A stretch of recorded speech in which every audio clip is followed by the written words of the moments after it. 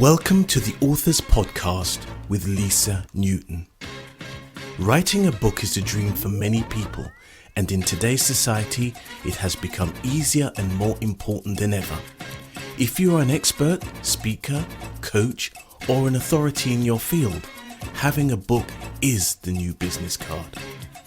It can increase your credibility, enhance your status, and make you the go-to person in your field, opening doors and bringing a flood of opportunities straight to you. You can increase your fees and start choosing the clients you really want to work with. The Authors Podcast show with Lisa Newton is designed to inspire, educate and inform you, both entrepreneur and individual, on how to write a book, as well as writer's tips and strategies on how to actually get that book written. On today's show, you learn more about how to write a book, including writing ideas, marketing, and how to succeed in getting a book written. Here we go with the Authors Podcast, and here is your host, Lisa Newton.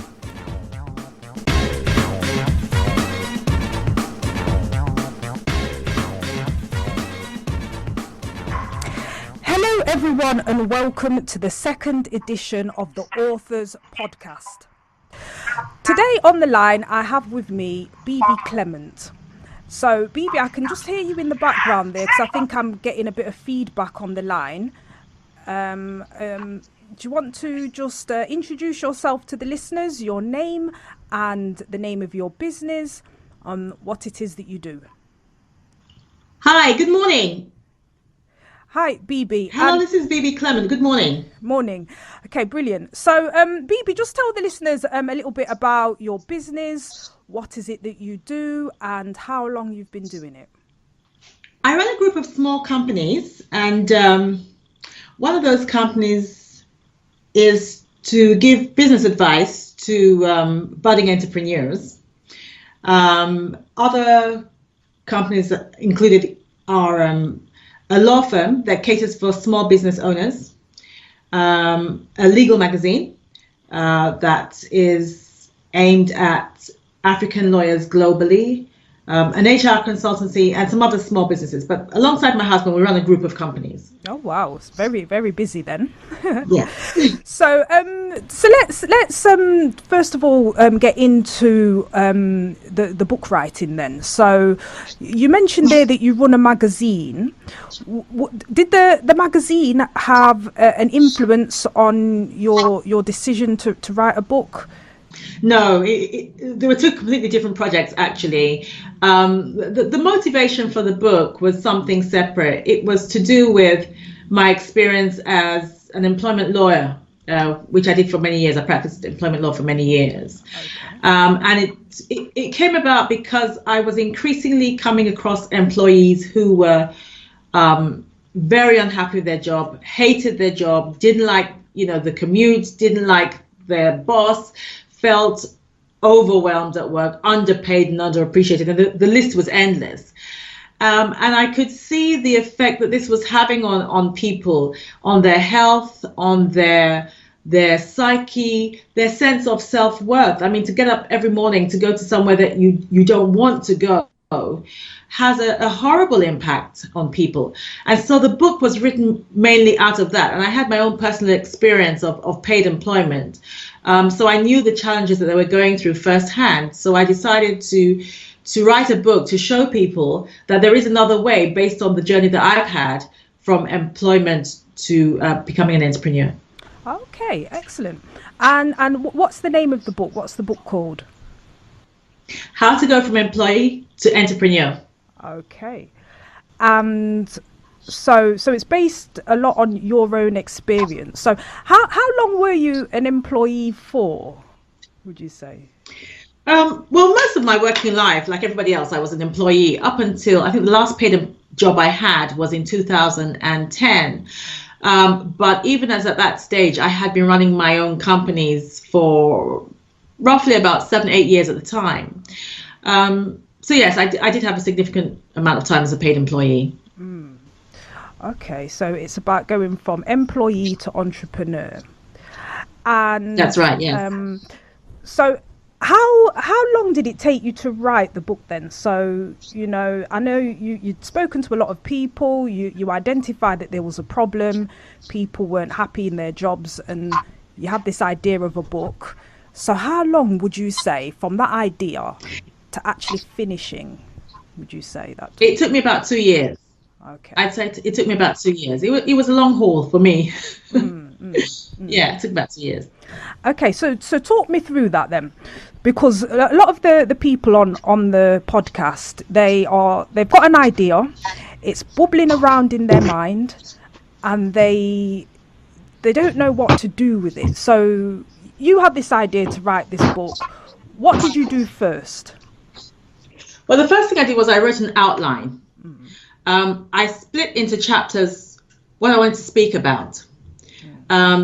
So I had like the introduction in my head, then I had a rough outline of various chapters and where I wanted it to end. So I think that's the first thing, to gather your thoughts, to actually put them down on paper. Absolutely. I think that's the first thing. Yes. Okay. The title and everything was that came towards the end, but actually gathering your thoughts, I think, is the first step. Did you read around the subject? Did you interview anyone for it? Well, I pretty much had a lot of the material because I had started speaking. Another thing that I do is I speak. I'm a professional speaker. So I had actually started speaking on this topic at various events. I'd held my own seminars on how to start a small business and entrepreneurship. So I took a lot of the material and adapted it. And that helped me form the outline for the book. So yes, I did that. I did interview some people. There were parts of it that, it was necessary to get some feedback from employees. But I had also done that along the way in relation to other things, just to see, the impact that paid employment was having on people. I'd done that along the way, even prior to the book. So I just, updated the information, made it more relevant, and then included it in the book. Okay. And just from your knowledge then, your experience, there are lots of people out there that want to go from employee to entrepreneur. What do you think sort of stops them? Fear is clearly the big one. Fear of the unknown. Fear of, oh my God, what if I fail? Fear of, how am I going to pay my bills while I'm waiting for this to make a profit? Fear of a sense of inadequacy in their own personal ability. Okay. Those kind of things. I think fear is definitely the biggest one. We tend to obviously cling to what we perceive to be security, and there's nothing that breeds security more than a paycheck every month. Yes. So I think that's mainly it. Fear. Yeah. No, completely agree. Yeah. I agree. You were listening to the Authors Podcast with Lisa Newton. Please do subscribe to, like, and share this channel. And so it's quite interesting then. So you were doing speaking around the topic. Yes. And then I suppose that people were asking you for, have you got a book and things like that. So that's really helpful now that you have, so that they've got something to go away and read. How have you find having a book has benefited you? I think it lends credibility to you. Yes. It clearly makes people think that you know what you're talking about. Absolutely. And it has increased sales in other areas of my business because it positions you as an expert in your field. And that's obviously, that's what you want in this day and age. You want to be seen as a go-to person in your industry. Absolutely. And a book does that. It does that. Especially if people read it and the recommendations are good, then, I mean, the sky's the limit, really. Absolutely. Yeah. Okay, brilliant. Listeners, if you've just tuned in, you are listening to Lisa Newton and Bebe Clement. Bebe is the author of How to Go from Employee to Entrepreneur. Bebe, tell the listeners where they're able to find your book and how much it is. Okay, well, it's on Amazon for $12.99. Or you can order it directly from me by going to my website, which is www.bbclement.com. Or you can just drop me an email. And just for your listeners today, Lisa, if anybody drops me an email today, then I will sell it to them for £10 as opposed to £12.99. My email address is bb@bbclement.com, but it's just for today. Okay, bb@bbclement.com. Okay, excellent. Yes. So just going back to the book writing process then. Mm-hmm. Knowing what you know now, because it took you, roughly 2 years from the idea to actually getting the book finished, would Yes. you do anything differently? Like, have you got an idea for a second book? Would it take you another 2 years, or have you learned? No, I don't think it would take me another 2 years. What I'm hoping to do is to publish one book every year. Okay. Worst case scenario, I say every 18 months, at least for the foreseeable future. Even as I was writing this book, ideas for another book began to form. All right. And I've started putting my thoughts down. Initially, of course, I was a virgin, so I had no idea what I was doing. So I had no, in the literal, not the literal sense, but in the book writing sense. Yeah. So I had no idea what I was doing. But now I understand not just I was self-published, of course. So now I understand the industry itself a bit better. I know where to go for what. So it shouldn't take me as long. And in terms of when you said you're putting your thoughts down, are you someone who writes? Do you type? How do you keep your thoughts in a sort of, place where you can find them again when you need them? Because I'm often asked that. I put them all in a Word document, so I just sit on my laptop and begin to type that way. Yeah, I'm not really one of those that writes stuff down, at least not in this regard. So it was sitting at my desk laboriously and typing in Word. Okay. And do you have a process for that? Are you someone who can sort of write for hours, or do you do a little bit each day? Well, I got to be honest, I don't have the discipline of I must do a little bit each day. I really don't have that self-discipline. But what I did do, especially as I'm working around the family, because that can be a bit difficult, and you're working around running the other businesses and everything like that. But what I did do was I gave myself a time period that I must get it finished by this date. And so as I broke it down into chapters, I would say something like, I must get chapter 1 done by the end of next week. I must get chapter 2 done by the end of next month, that kind of thing. And I stuck to that. In all honesty, I stuck to that. I think I was actually slightly ahead of time. Yeah, when I finished it.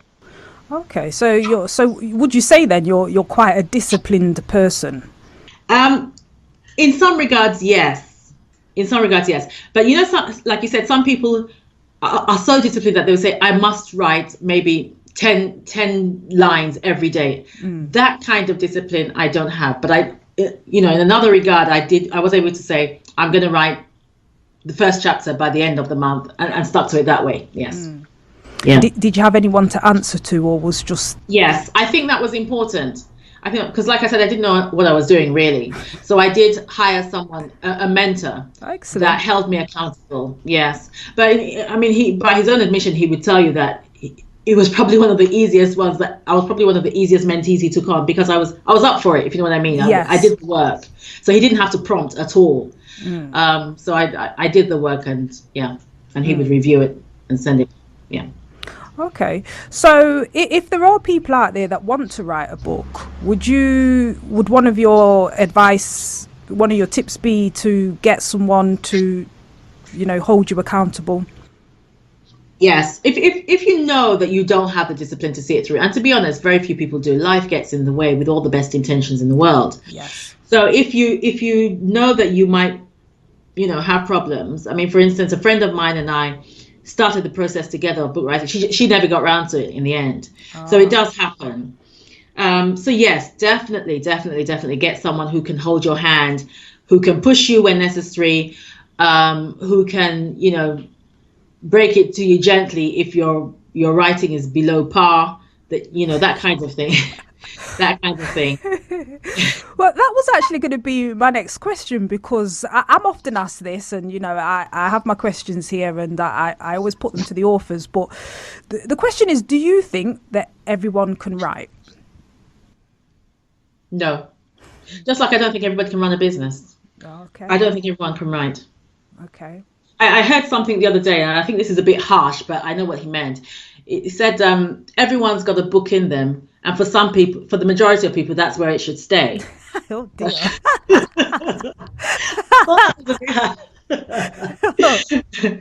But no, I don't think everybody can write. But having said that, in this day and age, it's easier to write, if you know what I mean. People Yes. are more willing to read a wider range of subjects than they were quite a few years ago. So and then the whole publishing process is a lot easier now. So yes, if that was your issue, if finding a publisher was your issue, I mean, the whole self-publishing thing has helped you get over that hurdle. You were listening to the Authors Podcast with Lisa Newton. Please do subscribe to, like, and share this channel. So you mentioned that you had self-published. Yeah. And so that means that you've published yourself. So do you have any help with the marketing side of things, or are you doing that, and how are you finding that? Yes. Yeah. I mean, writing a book is one thing. Absolutely. Actually getting it out there is a totally different, Absolutely. kettle of fish. Yeah, I agree. So the marketing can be difficult, but I'll just give a couple of tips that I've done. Obviously, it's available on my website, and then it's on Amazon. So that, as we all know, Amazon is global, so that helps. Yeah. But I also use it at my speaking events. So if I'm a guest speaker somewhere, I will promote it there. Yeah. And once people have heard you speak, and they know that you know what you're talking about, they're more likely to buy the book. I must say that I think that being able to speak well in public is probably the most important skill of the 21st century business person, particularly where it comes to promoting a book. But even that aside, I think that is the most important skill, because it opens the doors to so many other things. So I will promote it at speaking events. I've also probably gone a bit unorthodox and entered into some collaborations with other people. For instance, something really simple. I approached my son's school and gave a copy to the head teacher and said to them, if they will promote it amongst the parents, I will donate an amount, part of the proceeds to a project in school. And they were happy to do that. So, I mean, that's not a normal thing to do, but I just had to be innovative. Also, I have one of the motivations for the book was the fact that my son is autistic, and I had to leave my paid employment to take care of him.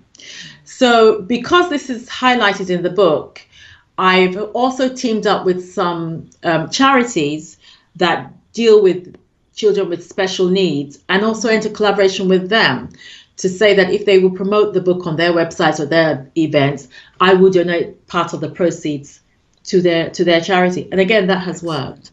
Okay. So you just have to think slightly outside the box in this day and age. There are other ways in which you can market, and of course the whole social media thing. Another thing I do is I do things like tips of the day, which provides extracts from the book. Yes. So I'll blast that all over social media, and then put an image of the book at the end of whatever tip I'm giving. And again, that promotes the book. So there are lots of ways in which you can do it. You don't necessarily have to have a massive marketing budget, because I don't know about anybody else, but I definitely don't have one. Okay, no, some very good ideas there. And I suppose it also depends on, in terms of marketing, who is the reader and the content of the book as well, because your book, which is about going from employee to entrepreneur, there's a set market, and I'm sure many parents out there wouldn't mind perhaps having some sort of business which is more flexible around them, especially if they have children with special needs. So that's a very good idea. Okay. And just in terms of reading then, are you an avid reader? Definitely. Yeah. You What's have to. I'm a leader. So I believe that those that lead must read. So I read a lot. okay? I really do. I'm always looking to improve, always looking to up my game. So I read a lot. What type of books do you like? I'm kind of stuck in entrepreneurial books at the moment. Yeah. For the last few years, I've been stuck in those kind of books. Yeah. Any particular favorites? Um, I think one of the ones that really impacted on me was Reposition Yourself by Bishop T.D. Jakes. Okay. I thought that was an excellent book. But I also like biographies of successful people. I like to know why they're rich and I'm not. So yeah.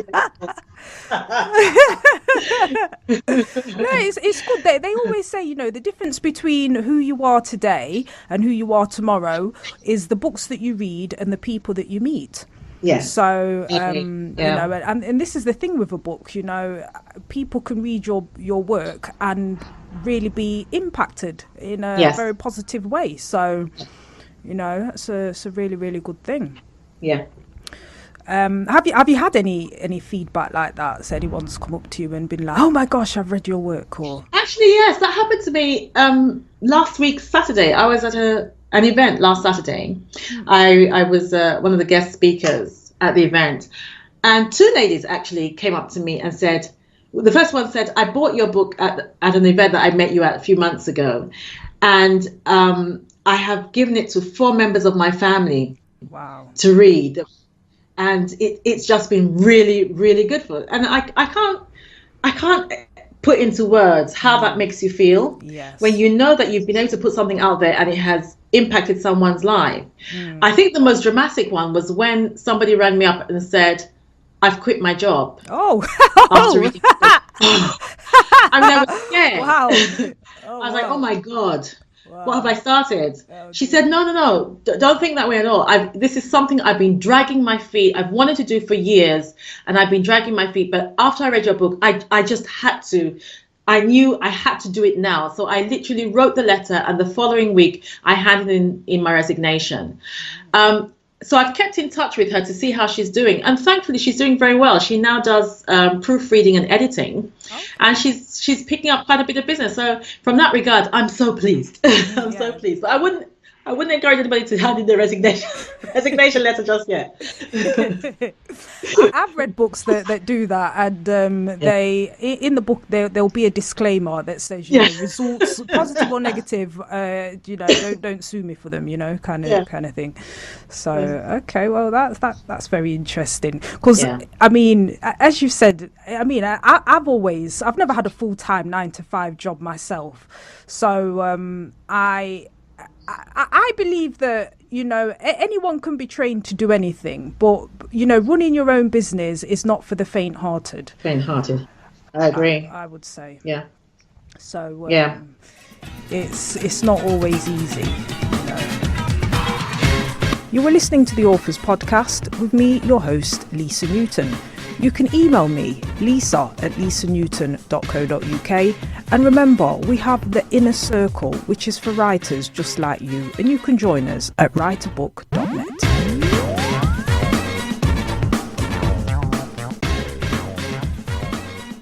So you have a friend out there, and so you both started at the same time. You've managed to finish your book and she hasn't. There'll be people out there that, have started writing a book maybe, and they've not finished it. What advice would you say to them? I'd say get the script out and dust it off. And probably do what I did. Try to give yourself some time slots, some time period, deadlines in which you must finish it, and get yourself somebody who can hold you accountable. Definitely. That helps. It really does. If you know you have to hand in the chapter by Friday, you will find a way to get it done. When you were writing, though, did you ever suffer from writer's block where you just couldn't think? Like you wanted to write, but you just, or was you always flowing with ideas? I don't think it was writer's block. I had some other things going on in my life at the time, some personal stuff that I think was impacting on my ability to write, but not writer's block per se. No, I kind of knew what I wanted to say. So for the listeners out there just tuning in, my name is Lisa Newton. I'm talking to Bebe Clement. Bebe is the author of How to Go from Employee to Entrepreneur. She runs several businesses and has been working for herself for many, many years, and inspired by wanting to show others how to do the same, wrote a book about it, how to go about it. You're working on another book at the moment, you say. Is there anything you can tell us about that? Or do you have to keep it secret? No, because some people, you know, they don't want to tell you, which is fair enough. You know. This one is more, because I'm a Christian, so this one is more to do with how to create wealth God's way. Oh, interesting. Yeah. And I think that would be very popular. Yeah, because I'm often a guest preacher at churches in the area of wealth creation and business. So I've picked up a few things along the way, and particularly from reading the Bible. I think there's lots of gems in there about how to create wealth and how to run a business. So I've started putting my ideas down, and that's the next book that I want to do. Okay, that would be, I think, very, very good, because they always say things about, you know, there's that saying about the eye of a needle and a camel or something, and a rich man getting into heaven. Yeah. And, you know, people seem to think oftentimes poverty is a virtue, you know, it's kind of punishment from God. But I don't believe that. I think, you know, we were all born to... I mean, these are part of the things that I want to address. I think... particularly where the church is concerned, we tend to have a poverty mindset. Yes. Just for the reasons that you have just raised, a total misunderstanding of business and finance, and I found it to be completely at odds with what I've read in the Word. I mean, practically everybody that, you know, had a good relationship with God was financially blessed. So I don't know where all that has come from. So I'd like to be able to pull down some of those misconceptions so that people can position themselves for wealth. Because if you have that kind of mindset, if you have a mindset of, oh, well, God doesn't really want me to be wealthy, and, you know, like you said, perhaps poverty is a virtue, blah, blah, blah, perhaps that's going to keep me humble, or all that kind of rubbish, it will work against you on a subliminal level. Even when you have opportunities that come your way, you will find it very difficult to take advantage of, because on a subconscious level, you've closed yourself off. Yes. So yes, I think those kind of issues need to be addressed, and that's what I'd like to do. Yeah, no, I completely agree with you. And I think with things like that, it's timeless information. Do you know what I mean? Yeah. It's a book that will be there for years and years and years, because if it's biblically based, it's just timeless. Yes. You know? Yeah. Okay. So, final couple of questions. What's the best thing about being an author? So you get people running up to you, oh, I've read your book, and, you know. For me, the best thing is if someone reads it and it impacts on their life to the extent that they are actually influenced into doing something about their situation. Whether I write or whether I'm speaking, I'm not into people listening for the sake of listening. It's got to have a lasting impact on your life. Absolutely. So when people tell me, you know what, I've given up my job and I've overcome the fear, and now I'm going to just chase my dreams. You can hear you can see the fire in their eyes. You can hear the joy in their voice, that something they've always wanted to do, they just needed a push, and now they've got it, and they're going to chase their dreams.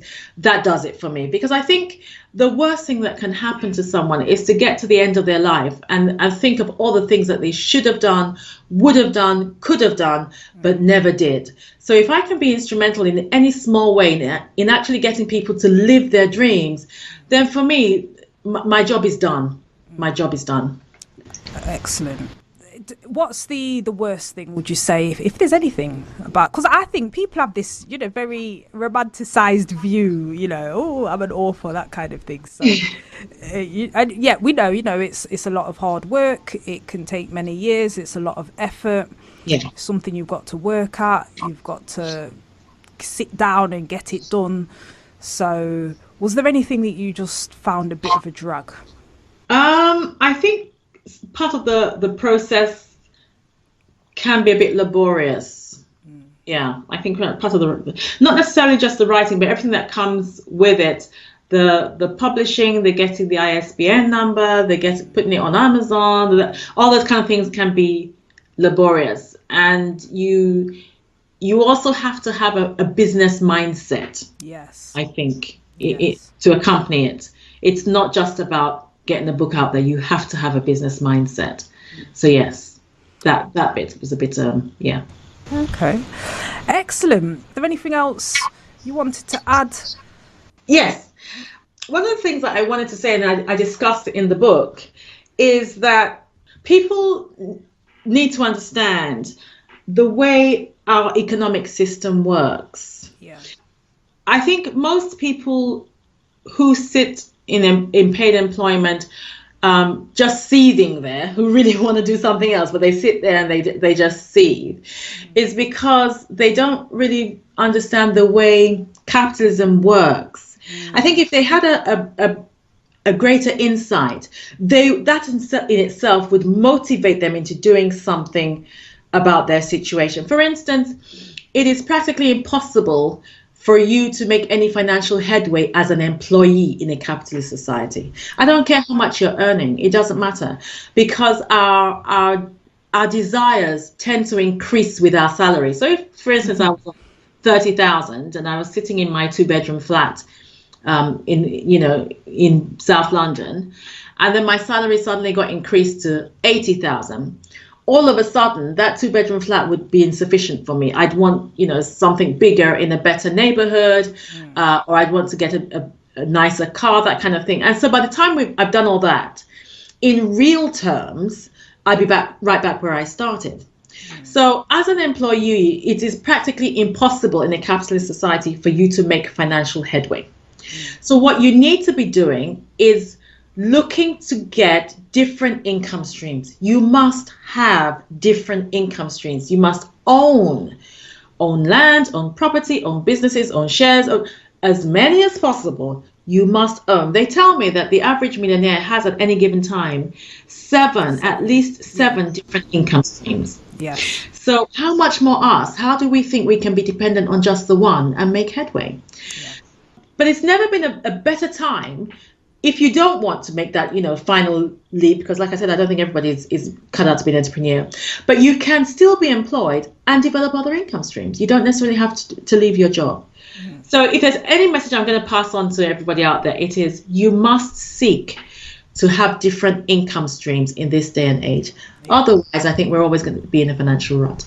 No, I completely agree with you. That was actually the premise of one of the books that I wrote called Constant Cash Flow, because with my background in bookkeeping, a lot of people that I would notice would have maybe the 1 or 2 income streams, but when you're doing their cash flow, they've got like 50 different ways in which they've got expenses and the money was coming out. So what would happen if you actually change that around? 50 ways you got paid and maybe only 2 ways of having expenses or something. So I completely agree with everything you're saying there. And I think one of the reasons is we're not really taught about the whole capitalist society, as you say, at school. We don't realise that there are better ways. That's the thing. Yeah. Okay, so very, very interesting. So, Bebe Clement, the book is called How to Go from Employee to Entrepreneur. And the author is Bebe Clement. Bebe is spelled Bebe, and it's Clement. And the book is available on Amazon, and it's available at bbclement.com.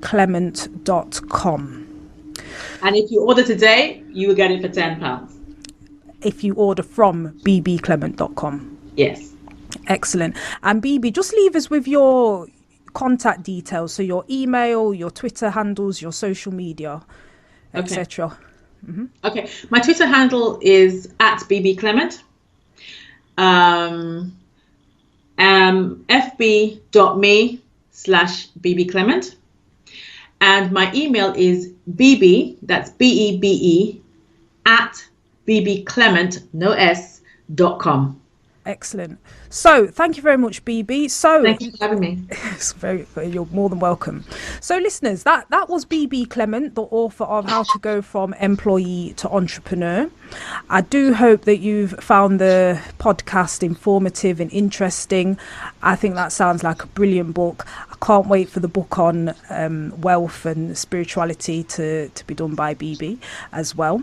So that was Bebe Clement. Thank you very much for listening to me. I hope you tune into the next Authors Podcast, where we'll talk to another inspiring author about what book they've written, how they went about writing it, any tips they've got for you, and how just ideas that they will share.